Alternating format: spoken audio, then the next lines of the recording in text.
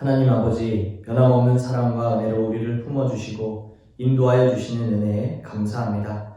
오늘도 하나님의 품에 기대어 하나님을 온전히 의지하고 신뢰함으로 그렇게 살고자 이 시간 나왔사오니 주의 성령으로 함께하여 주셔서 하나님을 더욱 굳건하게 의지하며 오늘 하루도 또 주어진 우리의 모든 삶을 살아갈 수 있도록 이 시간 가운데 함께하여 주옵소서. 믿음을 지키며 살아가기에 너무나도 치열한 세상 속에서 우리가 의지할 분은 오직 하나님뿐이오니 이 시간 하나님만 바라며 하나님을 우리의 소망으로 두고 이 세상 살아가도록 우리의 믿음을 늘 견고하게 지키시고 세워 주옵소서. 이 시간 가운데 함께 하실 하나님을 기대하오며 살아계신 주 예수 그리스도의 이름으로 간절히 기도하옵나이다. 아멘. 다 함께 찬송가 179장 찬송하겠습니다.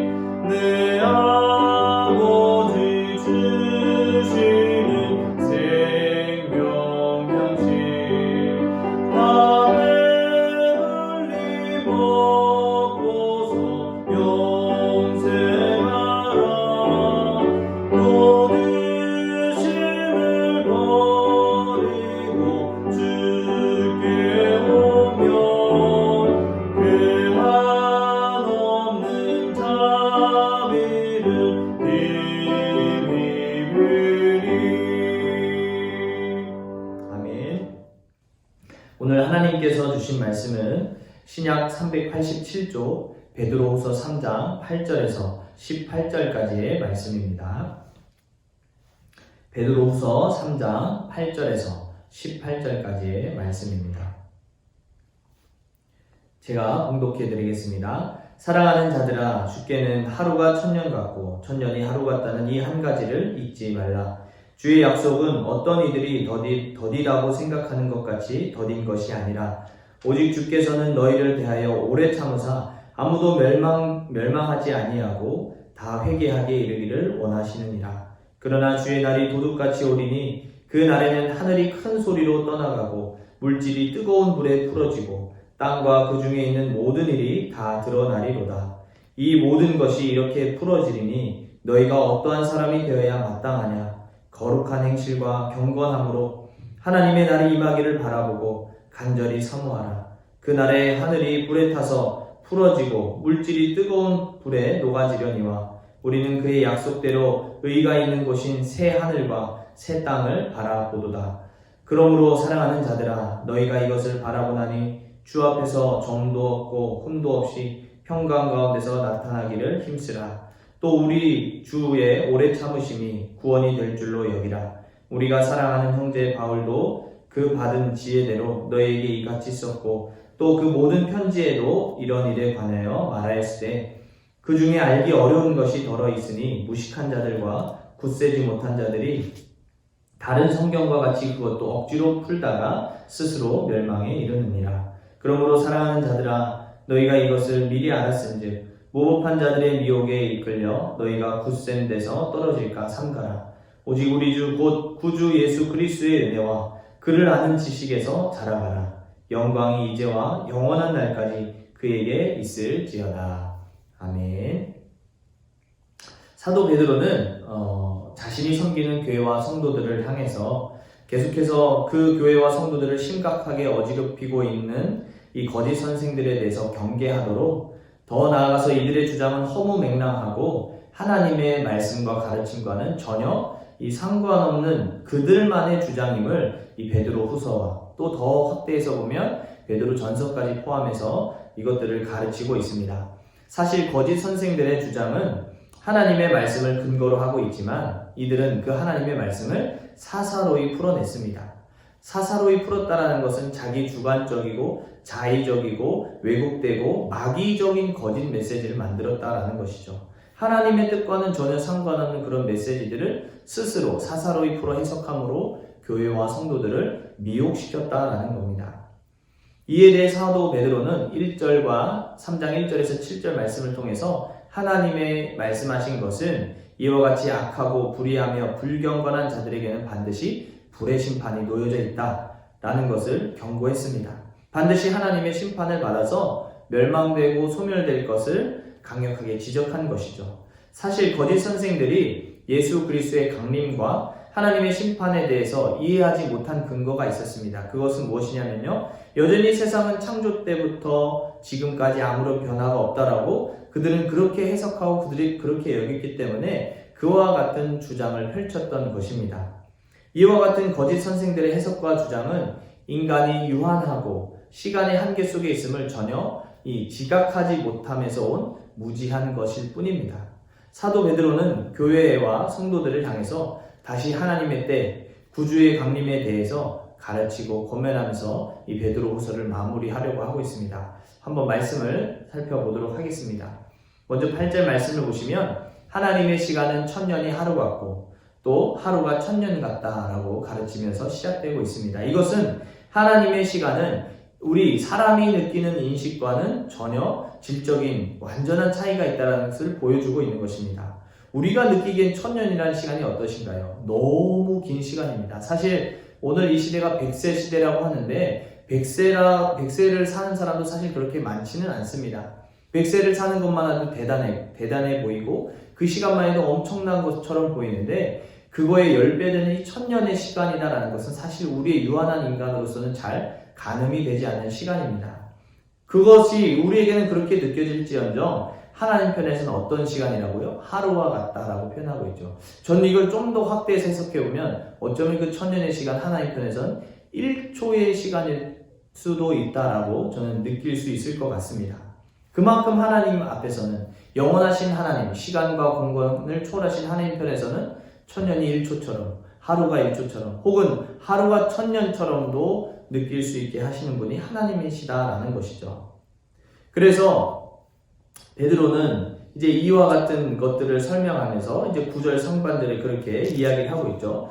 9절을 보시면 주의 약속은 어떤 이들에게 더디다고 생각하는 것 같이 더딘 것이 아니라 라고 합니다.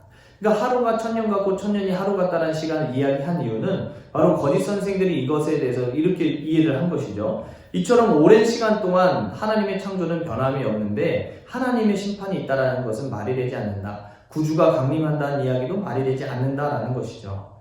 왜? 시간이 너무 오래 걸려도 아무런 변화가 없기 때문이다라는 것입니다. 하지만 베드로가 지적하는 것은 주의 약속하신 그 말씀이 더디다고 생각하지 말라라는 겁니다. 베드로가 지금 그것을 지적하고 있는 것이죠. 오히려 주의 강림과 하나님의 심판의 때가 더디 오고 있음은 또 다른 하나님의 의도와 또 의미가 담겨져 있음을 지금 가르치고 있습니다. 그 때가 더디 오게 하심은 바로 하나님의 사랑과 자비의 기인함에 있습니다. 이 말 뜻은 무엇이냐면요, 9절 하반절에 보시면 그렇게 기록하고 있죠. 오직 주께서는 너희에 대하여 오래 참으사 아무도 멸망하지 아니하고 다 회개하기에 이르기를 원하시느니라. 그렇습니다. 이게 바로 하나님의 뜻이고 하나님의 의도고 하나님의 마음입니다.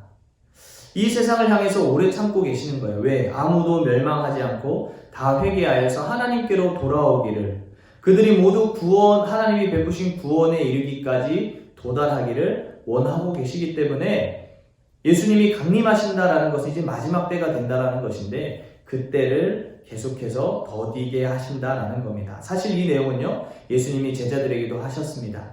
마태복음 24장 22절에 이렇게 말씀하십니다. 그 날들을 감하지 아니하면, 그 날을라는 것은 마지막 때를 말합니다. 심판의 때. 그 날을 감하지 아니하면 모든 육체가 구원을 얻지 못할 것이나 그러나 택하신 자들을 위하여 그 날들을 감하시리라. 마가복음 13장 20절에도 그렇게 말씀하고 있습니다. 만일 주께서 그 날들을 감하지 아니하셨더라면 모든 육체가 구원을 얻지 못할 것이거늘 자기가 택하신 자들을 위하여 그 날들을 감하셨느니라. 아멘. 그렇습니다. 이처럼 하나님께서는 요한복음 3장 16절 말씀처럼 하나님께서 세상을 이처럼 사랑하사 독생자를 주셨으니 이는 누구든지 그를 믿는 자마다 멸망하지 않고 영생을 얻게 하려 하심이니라. 이게 바로 하나님의 말씀이거든요. 하나님의 마음이거든요. 이 하나님의 마음 때문에, 이 자비와 사랑의 마음을 품고 계시기 때문에 예수님이 강림하는 그때, 마지막 때를 계속해서 늦추시고 더디게 하시는 것이지 이 일이 이루어지지 않는 것은 아니다라는 것을 이야기하고 있는 것입니다. 그러면서 베드로는 10절에서 권면하고 있습니다. 주의 날은 분명 도적같이 임할 것이다. 하늘이 큰 소리로 떠나가고 뜨거운 불이 땅 가운데 떨어져서 마지막 때는 반드시 올 것이다. 다만 우리가 그것을 알지 못하는 그때에 도둑처럼 은밀하게 찾아올 것이기 때문에, 우리가 못 느낀 그 사이에 찾아올 것이기 때문에 우리는 깨어 있어야 된다라는 것이죠. 그렇기 때문에 성도는 어떤 삶을 이 세상에서 살아야겠느냐라고 반문하면서 다시 베드로가 가르치고 있습니다. 11절부터 16절까지 말씀인데요. 한 절씩 좀 간략하게 들여다보시면 11절 보시면 거룩한 행실과 경건함을 갖춰야 되지 않겠느냐라고 권면하고 있습니다. 사실 이것은 베드로서 1장 6절에서 7절 말씀처럼 예수 그리스도의 신성한 성품에 참여하라는 것을 의미합니다. 믿음의 덕을, 덕의 지식을, 지식의 절제를, 절제의 인내를, 인내의 경건을, 경건의 형제의회를, 형제의회의 사랑을 더하여서 그와 같은 예수님의 신성한 성품에 참여하는 것, 그게 바로 성도의 본분이고 너희들이 지켜야 될 거룩한 행실이자 경건함이다 라는 것을 말하고 있는 것입니다. 그리고 이어서 12절과 13절에도 권면하고 있죠. 하나님이 반드시 임하는 때, 예수 그리스도의 재림, 마지막 때를 바라보고 간절히 사모하라라는 것입니다. 다시 말하면 마라나타의 신앙을 가지고 하루하루를 최선을 다해 이 세상을 살아가라는 겁니다. 언제 오실지 모르기 때문에, 도적같이 임하실 것이기 때문에 나태하고 태만한 모습으로, 게으른 모습으로, 마치 구원, 그리고 마치 마지막 때는 저 멀리 있는 것처럼 여기면서 그렇게 방종한 삶을 사는 것이 아니라 그때가 임박했음을 늘 이 마음으로 느끼면서, 인지하면서 오늘도 예수님 오십시오, 제가 준비된 삶을 살아내겠습니다라는 그런 마라나타의 신앙을 가지고 이 세상을 살아가야 되지 않겠느냐라는 겁니다. 그때는 반드시 올 것이며 그 약속을 믿는 우리 삶에는 그 의가 가득한 새 하늘과 새 땅이 우리에게 있다라는 것을 신뢰하면서 사는 것이 우리가 갖춰야 될 모습이 아니냐라는 것을 지금 베드로가 계속해서 강조하고 있습니다. 14절도 마찬가지입니다. 그렇기 때문에 성도는 하나님 앞에 설 때에 점도 흠도 없이 서도록 힘쓸 것을 주문하고 있습니다. 앞서 11절의 권면처럼 거룩한 행실에 참여할 것을 다시 촉구하는 것이죠. 반복하고 있는 거예요. 그만큼 중요하다라는 겁니다. 그 마지막 때에 앞서서 그 마지막 때를 사모하면서 우리가 살아내서 우리가 최선을 다해서 살아야 될 모습은 예수 그리스도의 신성한 성품, 거룩한 행실과 경건의 삶을 동참하는 것입니다. 그렇습니다. 이게 바로 베드로의 이 권면입니다. 15절, 이와 같은 자신의 가르침은 자기의 어떤 개인적인 사사로이 풀었던 거짓 선생들과 같은 주장이 아님을 이제 밝히고 있는데요. 그것은 바로 사랑하는 형제 사도 바울도 자신과 동일한 입장의 가르침으로 권면했음을 지금 언급하고 있습니다. 이와 같은 가르침에도 이것을 온전히 이해하지 못하고 그런 무식한 자들, 굳세지 않은 자들이 있음을 베드로가 밝히고 있는데요. 그것은 16절 이하에서 나오고 있습니다. 16절에 보시면 그 모든 편지라라고 하고 있는데 이것은 이제 앞서 설명했던 사도 바울의 이야기와 연결될 수 있는데 분명 사도 바울도 우리가 알 수는 없지만 기록한 종말과 재림에 관한 다양한 서신들이 존재했을 것이다 라고 추측해 볼 수가 있는 것이죠. 이 모든 편지와 더불어서 성경의 말씀을 읽기 어려운 것들이 덜어 있어서 자신들이 마음껏 해석해 버렸다는 것이죠. 그렇지만 이게 과연 알기 어려운 것으로, 읽기 어려운 것으로 정말 기록했기 때문에 이해하지 못한 것일까? 라고 우리가 질문해 볼 수가 있는데요. 그런 것이 아니다라는 것이죠. 거짓 선생들은 이 말씀을 그렇게 받아들였어요. 자신들이 이해하지 못했기 때문에 알기 어려운 말로 썼다라는 것이죠. 이게 이들의 특징입니다. 무식하다라는 겁니다. 여기서 무식하다라는 것은 자신들이 이해하지 못하면 마땅히 사도들을 찾아가서 이게 어떤 의미인가요? 이 말씀의 뜻은 무엇인가요? 이 말씀에 담겨져 있는 하나님의 메시지는 무엇인가요? 질문하고 그 가르침과 지도를 받아야 되는데 이들은 그런 것들을 다 거부했습니다. 말씀을 건강하게 해석하고 이해하면 되는데 그들은 사도의 가르침을 거부했고요. 받아들이지 않았기 때문에 무식한 자들이라는 겁니다. 그리고 또 이어서 굳세지 않은 자들입니다. 예수 그리스도에 대해서, 기독교에 대해서 이 경험한 것들이 매우 피상적이고 추상적이기 때문에 쉽게 다른 길로 빠지는 자들이 바로 이제 굳세지 않은 자들입니다. 교회와 진리를 굳건하게 견지하지 못한 자들이 바로 이 굳세지 않은 자들입니다. 이와 같은 자들이 이 바울이나 혹은 베드로의 많은 글들을 알지 못하기 때문에 또 하나님의 말씀인 성경도 잘 알지 못하기 때문에 억지로 그것들을 자기 뜻에, 자기 생각에, 자기 기준에 맞춰서 사사로이 막 풀었다라는 것이죠. 그런데 그렇게 됐을 때 어떻게 됩니까? 그런 자들이 거짓 선생이 되는 것이고 그런 거짓 선생의 가르침에 의해서 스스로 멸망하는 길을 자초하는 것이다 라고 지금 이 베드로가 마지막까지 경계하면서 권면하는 것입니다. 이처럼 베드로는 마지막이 베드로서를 마무리하면서까지 어떤 삶을 사는 것이 성도의 삶인지 그리고 너희들이 마지막까지 경계해야 될 것은 무엇인지 계속해서 간곡하게 이야기를 하고 있습니다. 이제 사도 베드로는 베드로서를 마무리하면서 교회 성도들에게 또 우리에게 권면의 메시지를 전하면서 마무리하고 있습니다. 17절과 18절을 보시면 이와 같은 사실을 자신의 가르침을 통해서 너희가 미리 알았기에 무법한 자들의 미혹에 이끌리지 말아라 라는 겁니다. 굳센 데서 떨어지지 말라 라는 겁니다. 그러면서 예수 그리스도의 은혜와 그를 아는 지식에 날로 풍성하게 자라나거라 라고 권면을 하고 있습니다.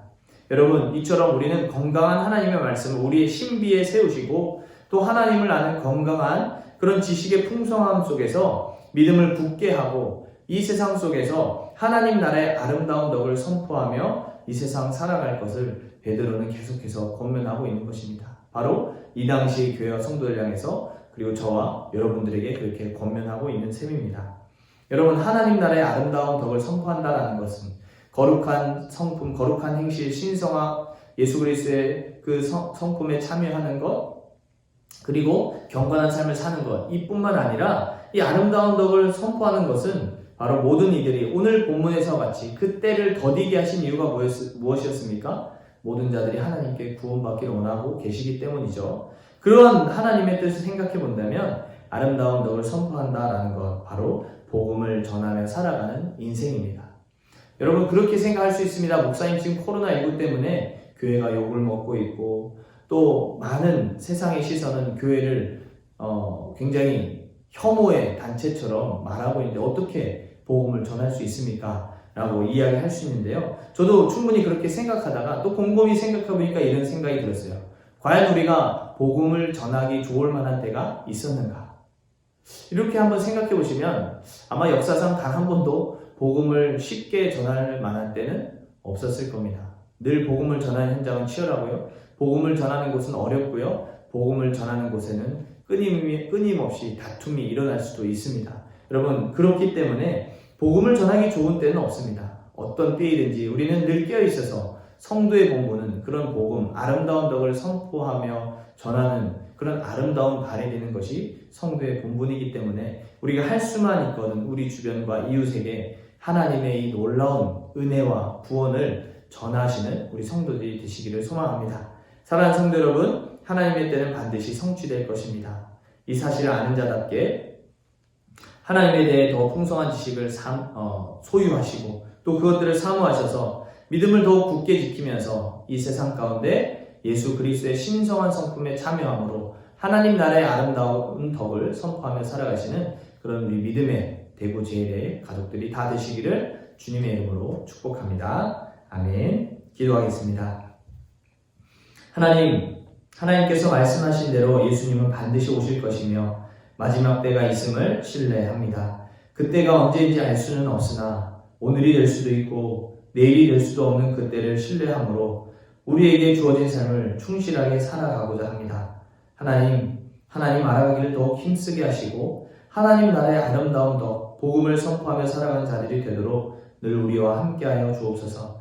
마라나타의 신앙으로 이 시대를 살아가는 믿음의 성도들이 다 되게 하여 주옵소서. 하나님, 사랑하는 우리 성도들이 오늘도 하나님께 간구할 기도의 내용을 가지고 이 자리에 나왔습니다. 기도하고 있습니다. 마음의 근심, 염려, 걱정, 두려움, 소망하는 일, 모든 것 하나하나 하나님의 도움을 필요로 하는 간구들이오니 하나님 들으시고 놀랍게 응답하여 주셔서 이 세상 하나님의 능력을 힘입어서 살아가는 그 놀라운 은혜를 경험하게 하시고 맛보게 하여 주옵소서. 오늘 하루의 삶 가운데도 우리와 동행하신 하나님을 기대하며 살아계신 주 예수 그리스도의 이름으로 간절히 기도하옵나이다. 아멘. 하늘에 계신 우리 아버지의 이름을 거룩하게 하시며 아버지의 나라가 오게 하시며 아버지의 뜻이 하늘에서와 같이 땅에서도 이루어지게 하소서. 오늘 우리에게 일용할 양식을 주시고 우리가 우리에게 잘못한 사람을 용서해 준 것 같이 우리 죄를 용서하여 주시고 우리를 시험에 빠지지 않게 하시고 악에서 구하소서. 나라와 권능과 영광이 영원히 아버지의 것입니다. 아멘. 내일 드리는 공동 기도 제목입니다. 하늘의 뜻이 이 땅 가운데 이루어지도록 주의 뜻 앞에 순종과 헌신의 삶을 살아가게 하소서. 주의 말씀으로 거룩하고 새로워지는 교회, 삶의 현장에 강한 사랑의 공동체 되게 하소서. 십자가의 사랑과 열정으로 달려가시는 박창원 담임 목사님께 영육의 강건함과 옥회의 선한 길을 열어주소서. 이 땅에 오신 예수님을 묵상하며 하나님을 사랑하고 이웃을 사랑하는 삶을 힘을 다해 살아가게 하소서. 아멘. 토요일의 기도 제목입니다. 오실 주님을 기다리는 마음으로 돌아올 사람들을 인내하며 기다리게 하소서. 1부에서 4부 예배가 살아계신 하나님께 영광을 올려드리는 거룩한 예배가 되게 하소서. 주님 오실 그때까지 말씀과 기도에 힘쓰고 이웃과 나라와 세상을 섬기는 교회 되게 하소서. 세계 각지에서 사역하는 선교사들의 안전을 지켜주시고 선교의 지경을 넓혀주소서. 군 복무와 해외 유학 중인 자녀 손들의 안전과 건강을 지켜주시고 믿음을 붙들어 주소서. 아멘. 각자 자유롭게 기도하도록 하겠습니다.